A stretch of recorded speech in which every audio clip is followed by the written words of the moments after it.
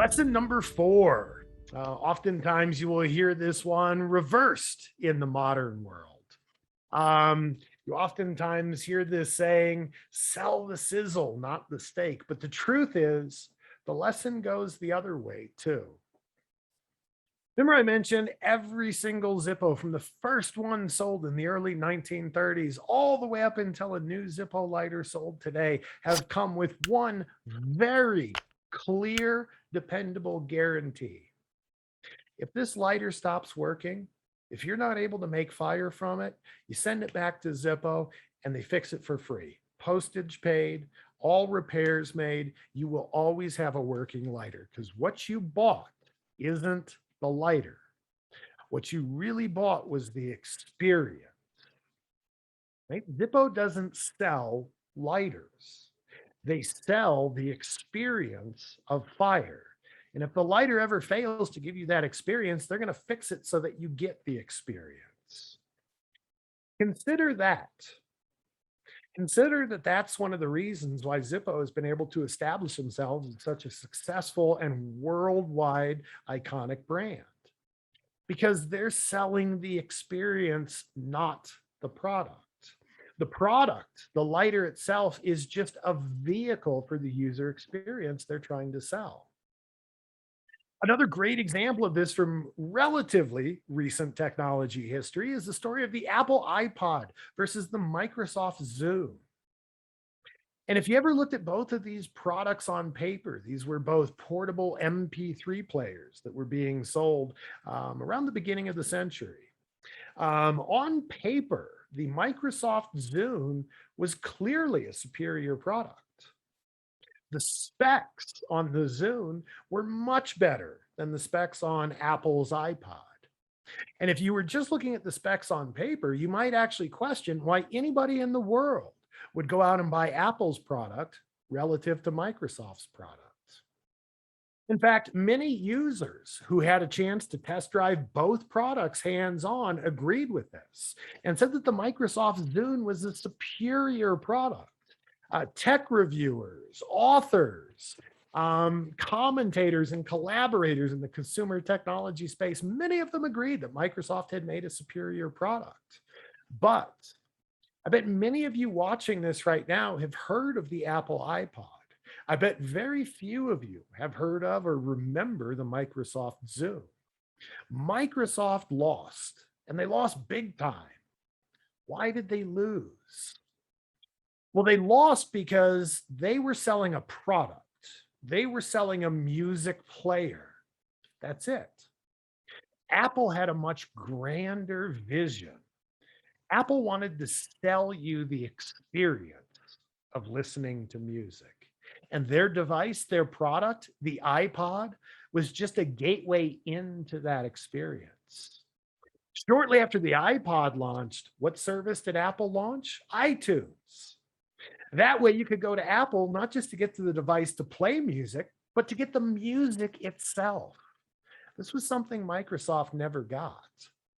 If you're looking for a really good deep dive into this idea of sell the steak, not the sizzle, right? Sell the experience, not the product. You might want to listen to Simon Sinek. He's got a great talk that I've got linked on this slide called The Finite and Infinite Games of Leadership. And in this talk, he presents two different approaches, an infinite game and a finite game. And he talks about how if infinite game players are ever matched up against finite game players, the players playing an infinite game will always win. It's a fascinating topic that dives a lot deeper into the reasons why some companies are able to sell every single product they come up with and others struggle. If you listen to his talk, one of the things you'll hear Simon Sinek talk about in the finite and infinite games of leadership is Apple and Dell. Dell years ago tried to sell flat screen televisions. This is arguably right in their wheelhouse. A company that sells flat screen monitors and computers and laptops should have no problem selling flat screen TVs. But nobody wanted to buy Dell's flat screen TVs because everybody thinks of Dell as the computer company. Meanwhile, in 2007, Apple launches the iPhone. Everybody wanted to have an iPhone. Nobody looked at Apple and said, that's the computer company, that's the music device company. Because Apple, the brand, was already associated in their consumers' minds with selling experiences, not products. How does this apply to blockchain?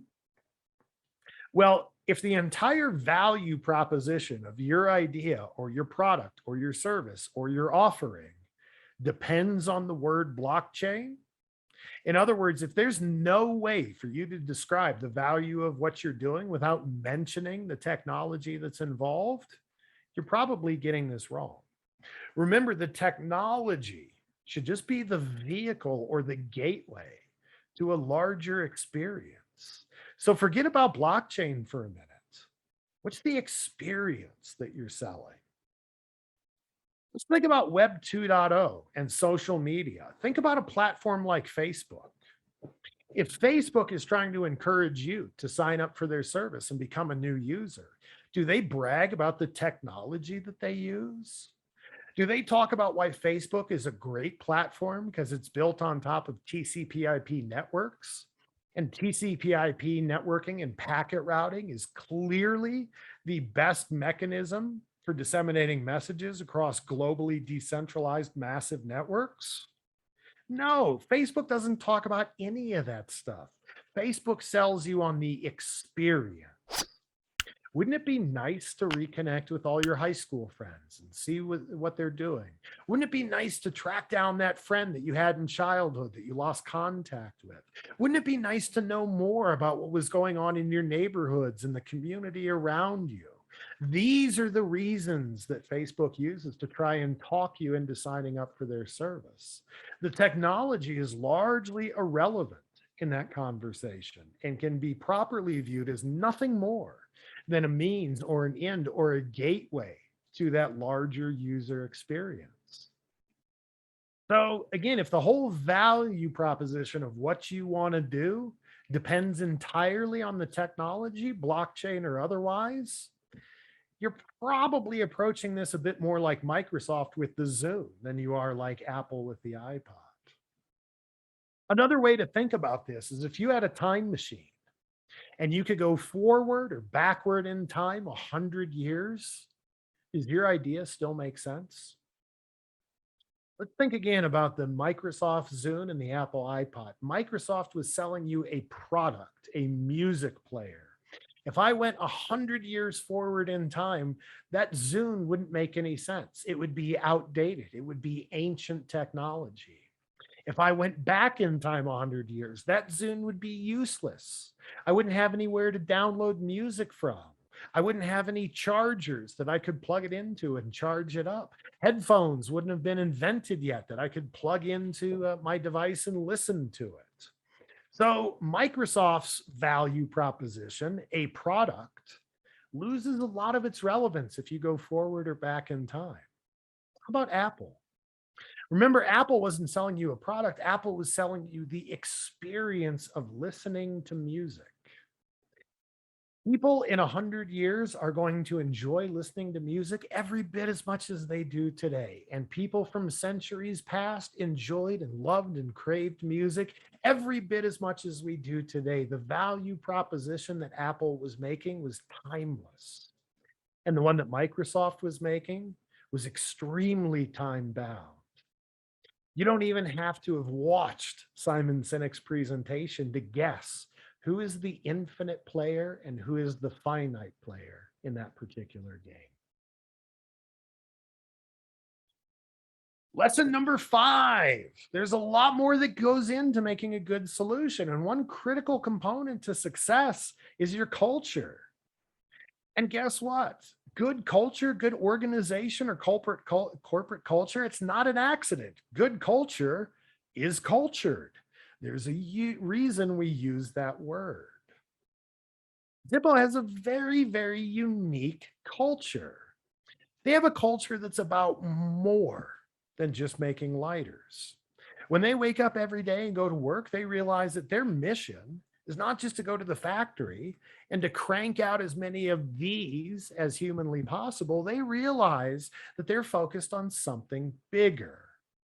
They realize that they have this deeply personal connection to their customers and to the product that they make.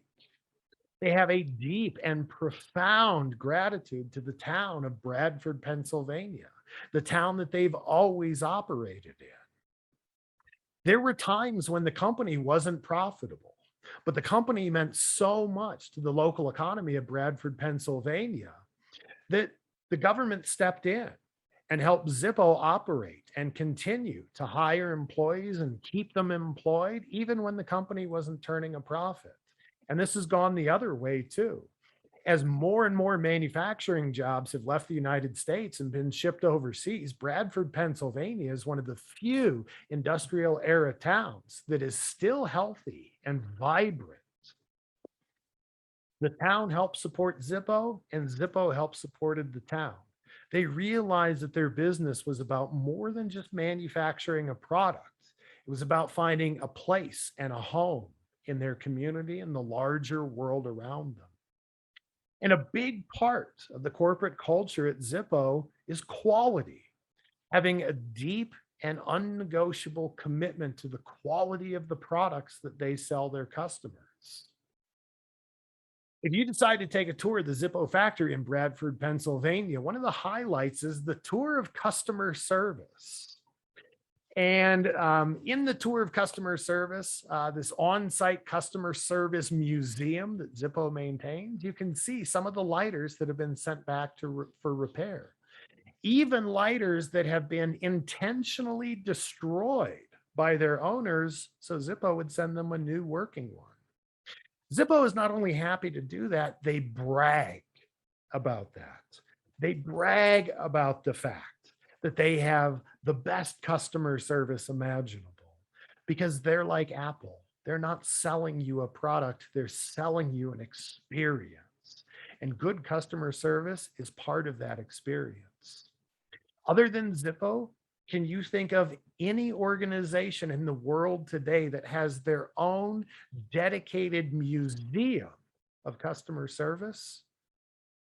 Yeah, I can't either. What does this have to do with blockchain? Well, remember, we're trying to sell an experience, not a product. We're trying to sell a bigger vision.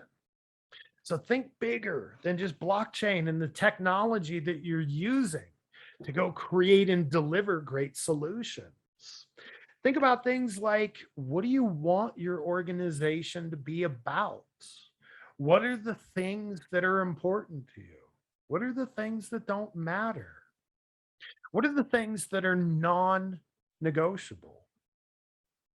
Right? Zippo's non-negotiable item is, if the lighter breaks, we fix it for free.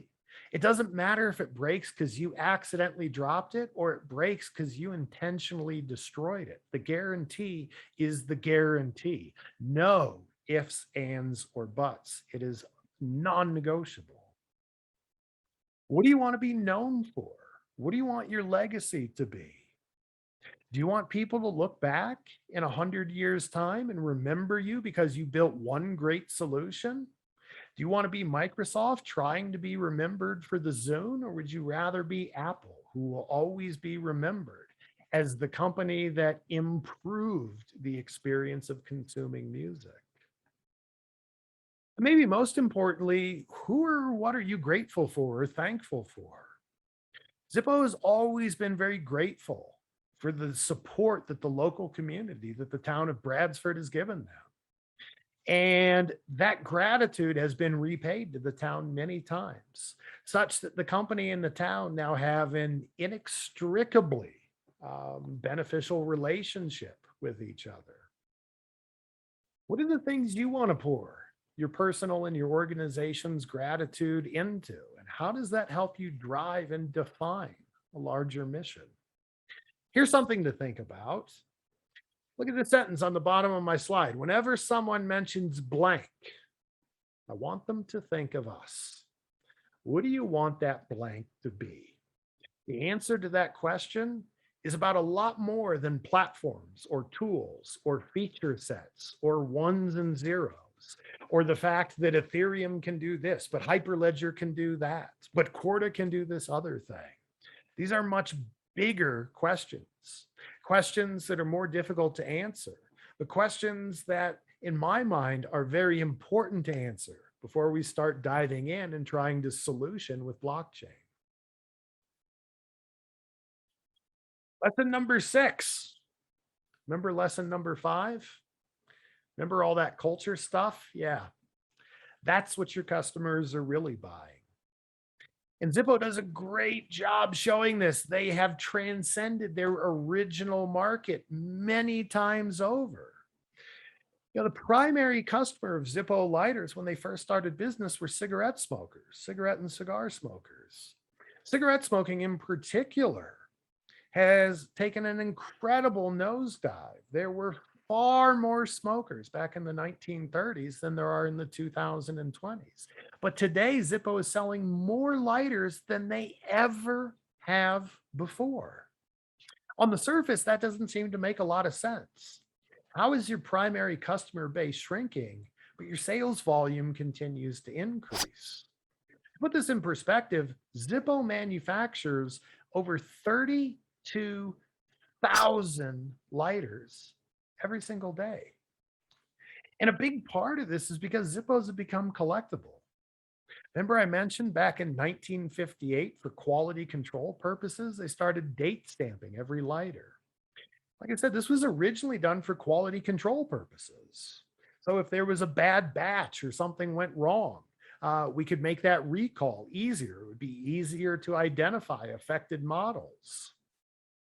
This inadvertently had the effect of making these collectible. And today, 1 in every 4 Zippo customers is considered a collector. This is amazing. A collector is defined as someone who owns 12 or more Zippo lighters. Can you imagine that? Can you imagine if your customers were so passionate about your product and so committed to your company as a brand that 25% of your customer base own 12 or more of your products? Can you imagine if an automaker had that kind of loyalty? Can you imagine if 1 out of every 4 customers of Ford Motor Company had 12 or more Ford cars and trucks at home? That's an incredible thing to think about.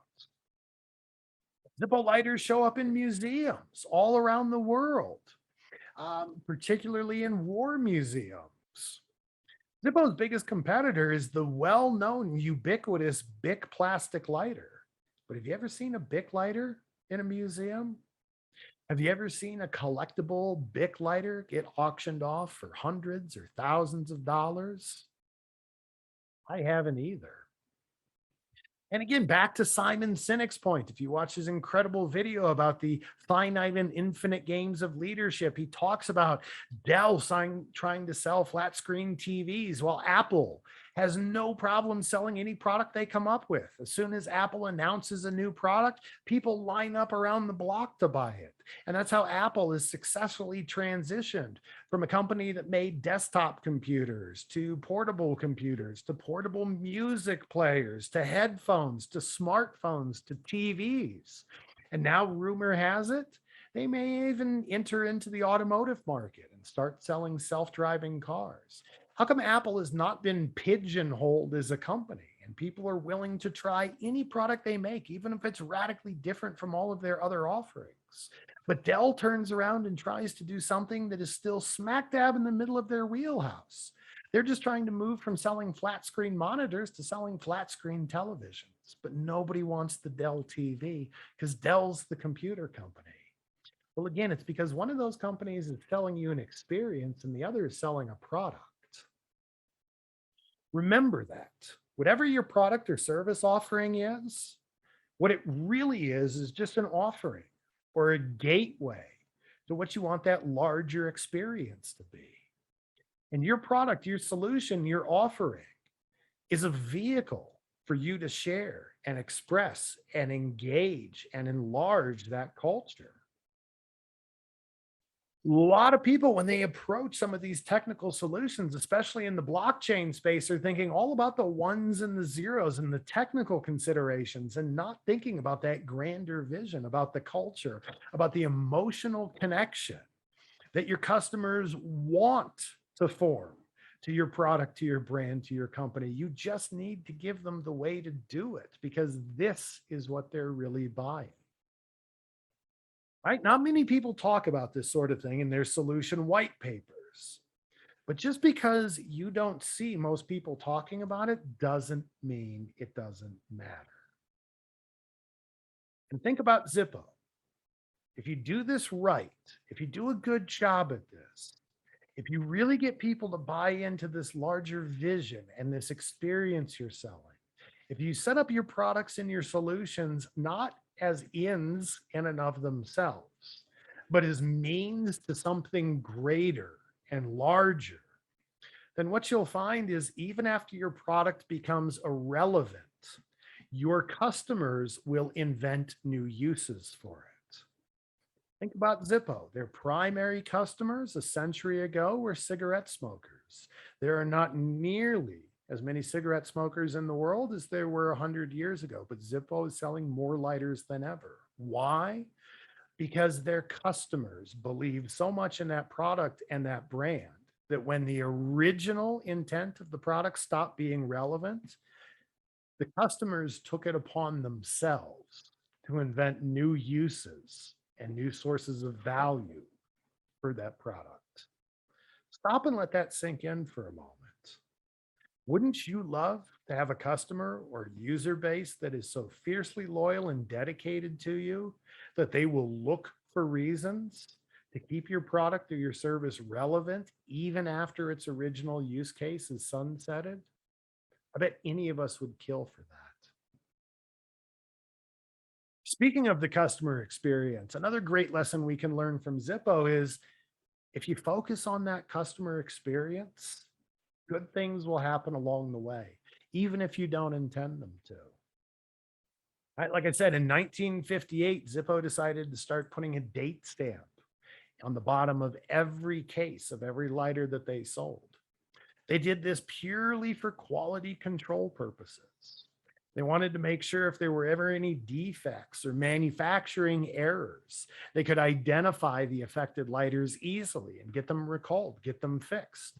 Because remember, it's not the lighter that's important, it's the experience of fire. That's what Zippo is really selling. This inadvertently made Zippos collectible. Now that there's this year stamp on the bottom, people start wanting to collect them. So you can have the lighter that was made the year that you got out of school, or you got married, or your first child was born, or whatever significant event in time you want to memorialize.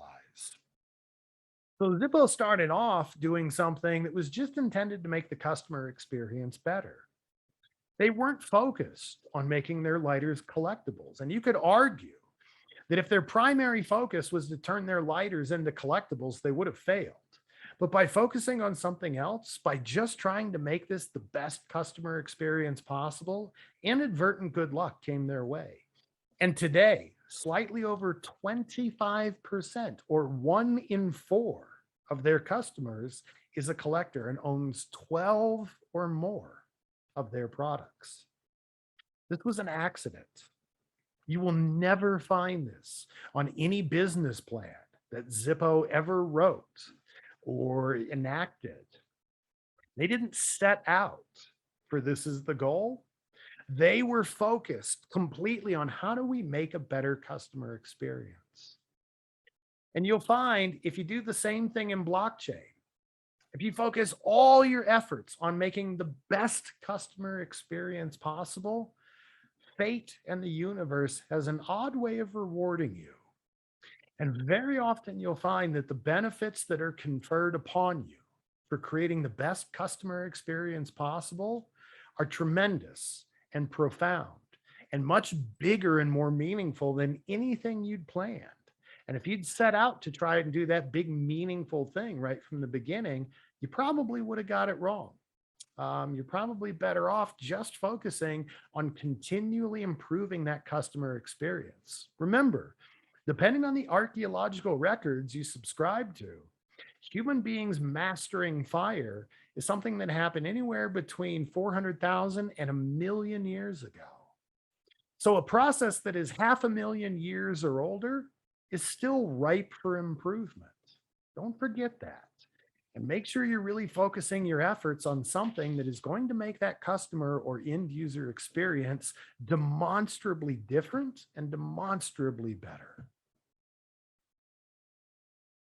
Lesson number 8, don't reinvent. This can kind of be a tough one to lose sight of when we're working with something as new and radical and sweeping as blockchain.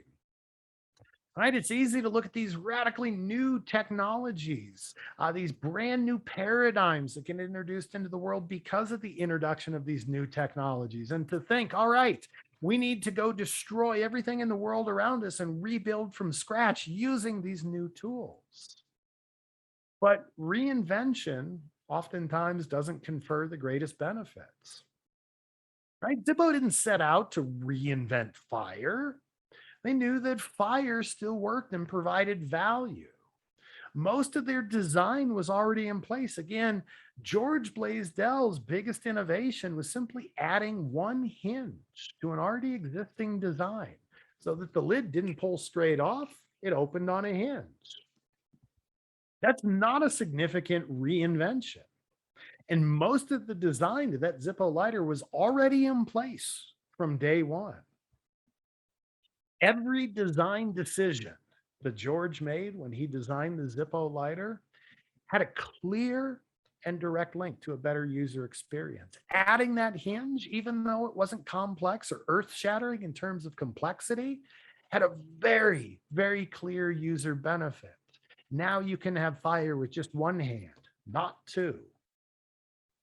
In other words, the amount of input or design work or remanufacturing or redesign that went into all of this was minimal, but the effect was huge. Oftentimes in the technology world, we think the effort and the result have to scale up linearly, or that it's impossible for them to have any kind of inverse relationship. There were many search engines in the early days of the internet which offered features and functions that went well beyond Google. Search engines like Lycos, Alta Vista, Ask Jeeves, and more did things that today Google doesn't offer. Yet Google has become the gold standard for internet search engines. Why? Because they understood this principle. They understood that sometimes doing the least and minimizing the amount of design and complexity often results in the greatest reward. Remember, the market will reward you for being clever, not for being smart, which is confusing because if you're successful, people will remember you for being smart, not for being clever. What does all of this have to do with blockchain? Well, remember, re-engineering solutions like this can be fun, it can be glamorous, it can be a great way to show off to other engineers or technical resources that you know more minutia and trivia than they do. It can be very satisfying for one's own ego or self-image, but rarely does this approach result in wide and sustained market success. It can be a fun, glamorous activity, but rarely is it all that productive or successful. So ask yourself, as you're exploring the world of blockchain, what do you see in the world that already works, that provides value, that does what it's supposed to do, but might be carrying artifacts from an unnecessary artifacts from a previous time or era? Right? That was George's big light bulb moment. Fire had always been a two-handed process, from rubbing sticks together to stone and flint to match and striker, all the way up to Austrian trench lighter. And George realized the fact that fire is two-handed is no longer a requirement. It's an artifact that we've carried with us from an earlier time. And by adding one simple hinge to my design, I can do away with the need for this to be a two-handed process. I can subtract. I don't need that artifact in my design anymore. Um, one helpful exercise, if you've got a few different use case ideas or ways that you might want to apply blockchain or other technologies, one way that can be really helpful to clarify your thinking is simply to create a scorecard.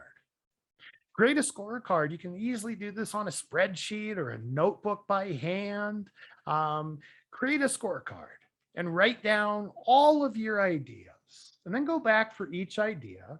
And on a relative 1 to 10 scale, rate the impact that you believe each effort will have on the customer experience.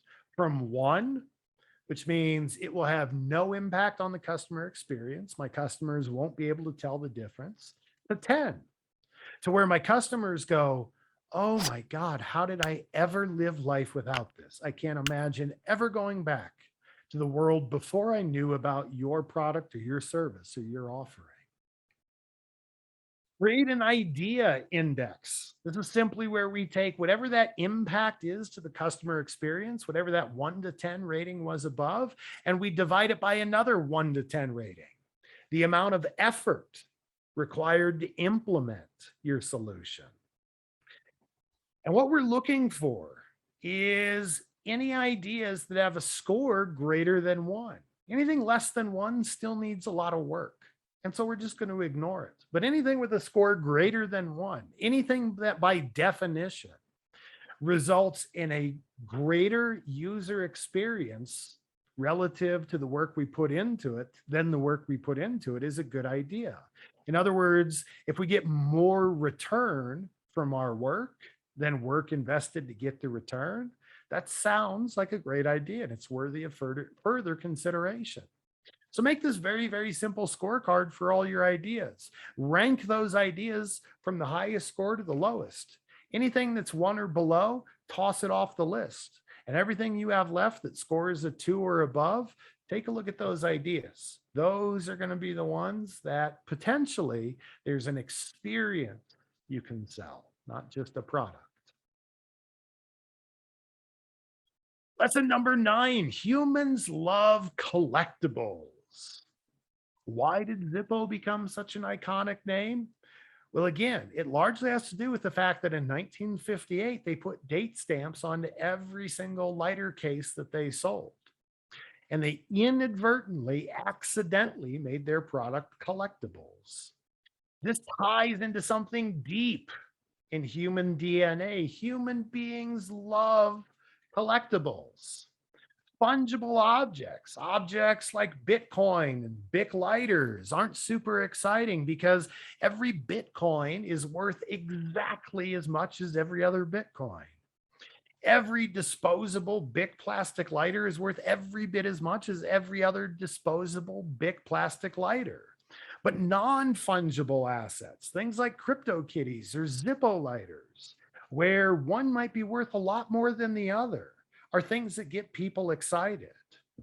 One Zippo lighter, like this plain one here, may not be worth very much. But my ultra rare, super limited edition Samson Williams Human Suck Zippo lighter, special edition 1 of 1, this is worth its weight in gold. Because nobody else on the planet, not even Mr. Samson Williams himself, has another lighter just like this one. This is encoded into our DNA. When human beings see something unique and special, and they think to themselves, ooh, I could have one of those, that becomes almost irresistible. Did anybody look at the picture of this adorable baby here on my slide and not feel their heart melt just a little bit? Right? We look at that very special, adorable creature, and this stirs something very primal in us. And we think, ooh, I could have something like that of my very own. This is what keeps the human population ever growing and ever expanding. This desire for collectibles or non-fungible items is programmed deep into our DNA. and goes back hundreds of millions of years. You might want to leverage that in your blockchain solution. In other words, if you're thinking about what the future looks like, the future looks a lot more like ERC 721s or non fungible tokens than it does ERC 20s or fungible tokens. Right? The future of tokenization and blockchain likely has a lot more to do with collectibles than it does with currencies. That doesn't mean there aren't any new or major or exciting developments that are going to come along in the general cryptocurrency space. It just means that what's happening with collectibles and NFTs speaks to something much deeper, much more primal, and much more powerful inside of our genetic code. And finally, lesson number 10, the last lesson we can take from this story about Zippo. Just remember, whether you're successful or not, it all comes down to luck, or it mostly comes down to luck. I think if you listen to the story of any successful person talk about how they got to be in the position they're in, just about every successful person will say, in addition to working hard, I also just happen to be in the right place at the right time. And here's the thing about luck. You cannot control if or when luck ever shows up. But what you can do is you can make sure that when luck shows up, you're ready and you can capitalize on it. And the whole reason Zippo became a name that we all know and recognize and view as iconic almost 100 years after its design is because of one incident. Because the United States Army at the beginning of World War II decided that every GI should be issued their own personal Zippo lighter. If the US Army had decided to select another brand, nobody would know the name Zippo. Their history would have been very short lived, and they would have been forgotten by just about everybody alive today, almost 100 years later. But this piece of good luck, this piece that was far outside of their control, the United States Army selecting their product to be issued to every single GI at the beginning of World War II, made them an American cultural icon. That was a tremendous piece of luck. And that luck was completely and totally outside of Zippo's control. But what was inside Zippo's control was making sure when they got lucky, they were in a position to capitalize on it, to take a good design and to make that good luck result in great success. You see, Zippo could have had the same luck. The US Army could have selected them to be the pocket lighter of choice for every GI going into World War II. But what if they made a terrible product and they had no organizational culture that bound them together and aligned them on a greater vision? What if quality wasn't such a central focus of what they were doing? Every American GI would have gone off to war and realized that Zippo lighters were pretty terrible, and they never would have thought about them again.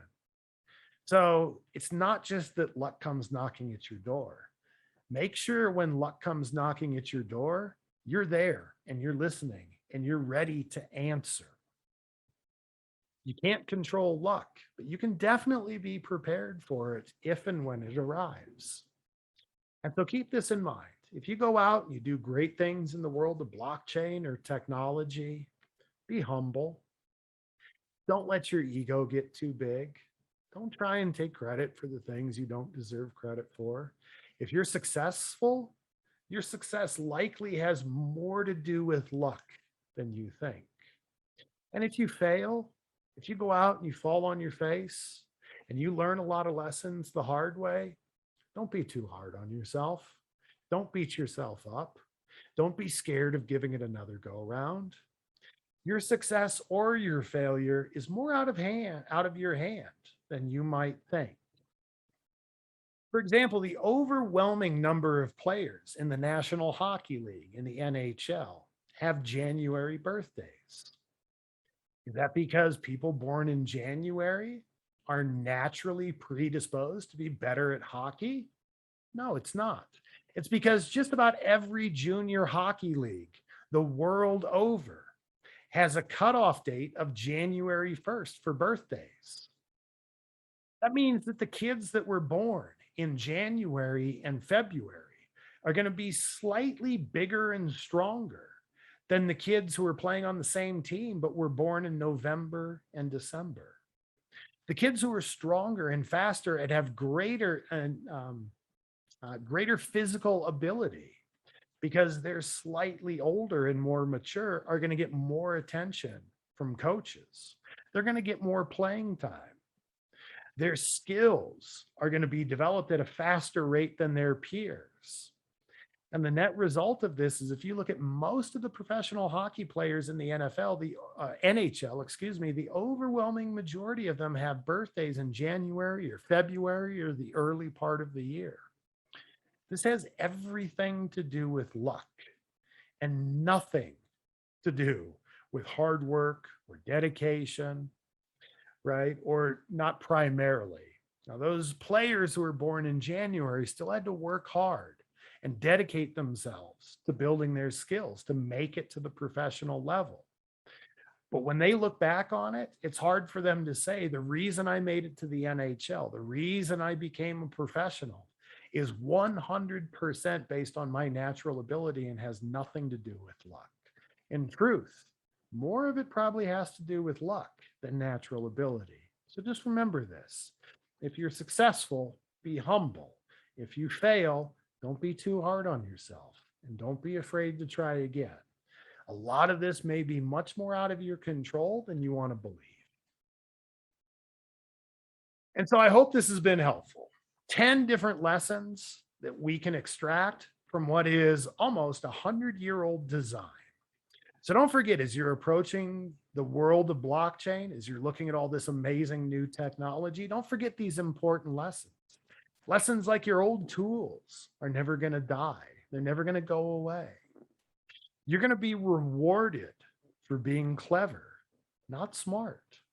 And this can be misleading because if you're successful, you're going to be remembered for being smart, not clever. You want to sell the steak, not the sizzle. You want to sell the experience, not just the product.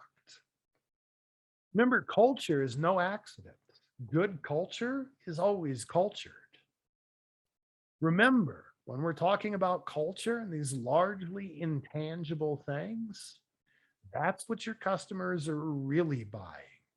It's the emotional, not the rational connection to your product or your brand or your company that causes consumers to open up their wallet and spend their hard-earned money. Remember that if you focus on the customer experience and make that your unwavering mission to continually improve the customer experience, you're going to find that good things have a way of just inadvertently happening along the way.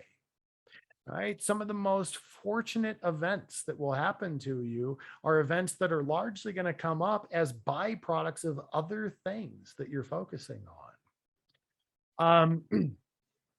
Remember that even though this technology is new and it represents a radically different approach and a big radical rethink from our conventional approaches, this doesn't mean we need to go out and reinvent the world around us. Remember that humans love rare, collectible, unique items. It's encoded in a very deep level in our DNA. And remember, at the end of the day, a lot of this is just luck and it's out of your control. And the only thing you can do is make sure when luck or opportunity comes knocking on the door, you're there with your dress shoes on, ready to go.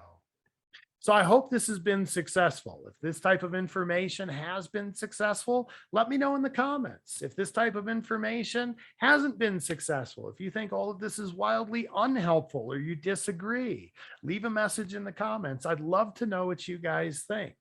And I'd also love to know, do you guys see any other parallels between old products or old approaches, maybe things that aren't on our radars? We're talking about high tech emerging approaches like blockchain and AI and IoT and big data and augmented reality.